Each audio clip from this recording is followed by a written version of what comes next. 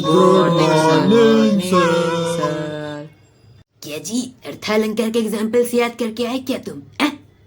Yes तो sir. बताओ उपमा अलंकार का डेफिनेशन और उसका एक एग्जाम्पल। सर, उपमा अलंकार वो अलंकार है जिसमें किसी एक व्यक्ति या वस्तु की तुलना किसी दूसरे व्यक्ति या वस्तु के गुण वगैरह से समानता दिखाकर की जाती है। बस इतना ही? ऐसा टूटा फूटा डेफिनेशन अगर एग्जाम में लिख के आओगे तो कम मार्क्स देगा तुम्हें। सर, कोशिश करूंगा याद कर लेने की। क्या कोशिश, क्या कोशिश? चलो इसका एक एग्जाम्पल बता दो। है चांद सी ये सूरत, सागर सी तेरी आंखें, लब बोलते हैं ऐसे। आए भी बता बच्चा, बट एग्जाम्पल सुनाने को कहते हैं तो गाना सुनाता है? सर, इस पंक्ति में चांद जैसी सूरत, सागर सी आंखें, मतलब कि चेहरे की तुलना चांद से की जा रही है और आंख की तुलना सागर से की जा रही है, मतलब डायरेक्ट कंपैरिजन हो रहा है। तो मतलब ये क्या है? तो उपमा अलंकार है। अच्छा अच्छा अच्छा अच्छा, नाइस नाइस। तो चलो अब रूपक के अलंकार का एक एग्जाम्पल बताओ। तुम ही मेरी मंदिर, तुम ही मेरी पूजा। वापस से गाना क्यों गाने लग गए? सर, किसी वाक्य में रूपक अलंकार लगाए ये हम तब कहते हैं जब उसमें किसी एक व्यक्ति या चीज की समानता किसी दूसरे व्यक्ति या चीज के साथ दिखाई जाती है। और इसमें भी वही हो रहा है कि तुम यानी प्रेमी प्रेमिका जो है उसकी तुलना नहीं समानता बताई जा रही है मंदिर और पूजा से। भाई यहाँ पे क्या हो रहा है? भाई यहाँ पे क्या हो रहा है? भाई ये कहाँ फंस गया भाई मैं? भाई ये क्या हो रहा है भाई? कैसे कैसे बच्चे रहते, मेरे तो शरीर घूमने लग गया है। सर जो तेरा चकराए और दिल। अरे बट चलो भूत प्रेक्षण अलंकार के बताओ एक एग्जाम्पल।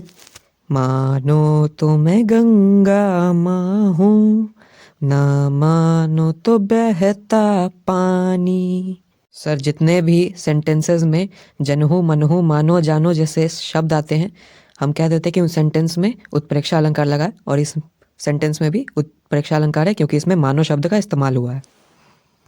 आहा, क्या एग्जाम्पल सुना है। चलो अब मानवीकरण अलंकार का एक एग्जाम्पल सुनाओ।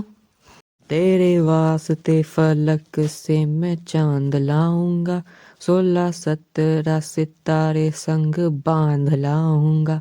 चांद तारों से कहो अभी ठहरे जरा, चांद तारों से कहो कि अभी ठहरे जरा। पहले इश्क लड़ा लूं उसके बाद लाऊंगा, पहले इश्क लड़ा लूं उसके बाद लाऊंगा। शेटी धोरा सीखे ना, इश्क लगाने की बात कर रहे हो? एग्जाम्पल क्यों नहीं सुना है?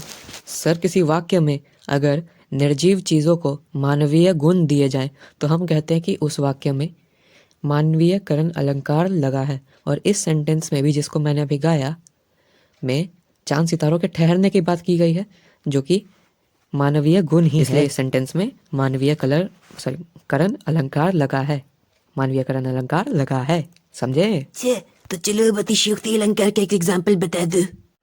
नहीं ये हो नहीं सकता कि तेरी याद न आए, बिना तेरे कहीं ये दिल मेरा अब चैन ना पाए।